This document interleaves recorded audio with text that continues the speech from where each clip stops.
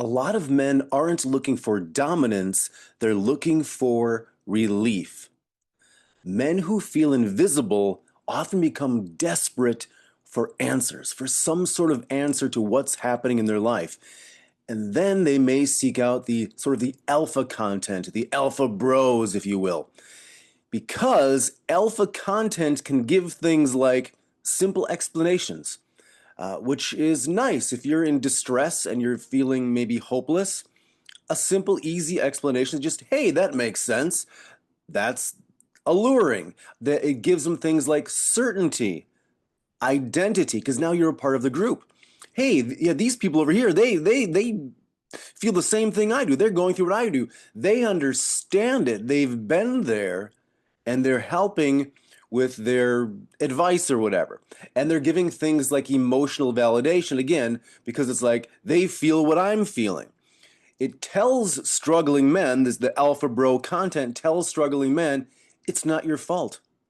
You're feeling these things, this anger, this frustration at the surface level, although at a much deeper level, it's a loneliness and a sadness and a sort of a dislike of the self, right? And not accepting what you think yourself is.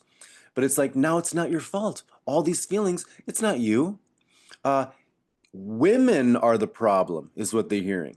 So it's this whole other group, not specific women, not a woman that maybe turned you down or whatever. It's all women. All women are the fault. They're the one responsible.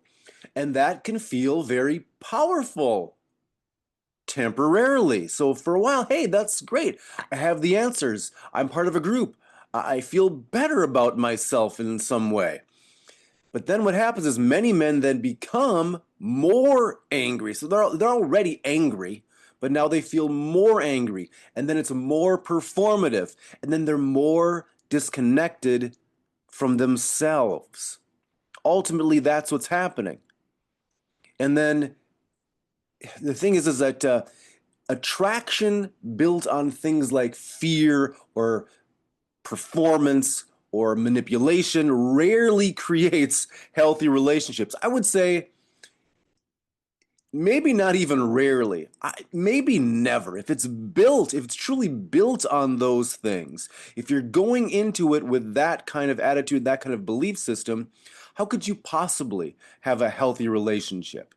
Because most introverted men are exhausted trying to become someone they're just not. They're not these alpha bros. And first of all, if you look at the research, uh, alpha isn't even a thing. The guy, I think it was over like wolf packs, or like packs of wolves have the alpha dog, right?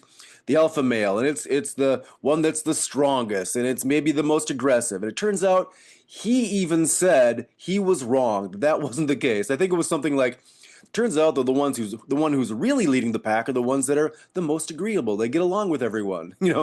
It's the kind one. It's the open-minded dog. These are the ones that are actually the better leaders. So you're tired becoming this person you're not if you're following the alpha bros. Because when you do that, it leads to belief systems like nice guys finish last. That's what you start thinking. Now, there is a difference between nice and kindness, and I've talked about that before, where nice might be faking a certain belief to get something, whereas kind is just being a human being, being kind to everyone, not specifically nice to get a response. And then the other thing is, they might think when you're following this alpha male content or alpha bro content is, I guess I need to become toxic. I guess I'll just have to be toxic then. Maybe like that's how it used to be. Now it's called toxic. Before it used to be just being a man. Right now it's just called toxic. Anything you do that's male is toxic. That's not true. That's what they want you to believe. And then maybe women just don't like people like me. You're thinking that. That's what clients that I'm working with are saying. That's what I'm reading out there as well. That's what people are talking, what men are talking about who are successful and introverted and having this seemingly not having success with women. They're just saying, well, maybe they're just not into people like me. And so they think they have to become a totally different person. Now, we can all do self-improvement, you know, sort of tweak this part of ourselves, kind of stay in shape more, maybe whatever. There are certain little things we can do, but don't fundamentally change who you are, probably. That's probably not what you need to do. Because you definitely don't need to become someone who's colder, louder, or more manipulative to create attraction. Don't do those things. It's not going to work.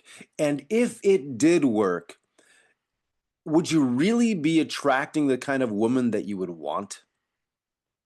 You need to stop abandoning yourself and find out your core, true, authentic masculine self.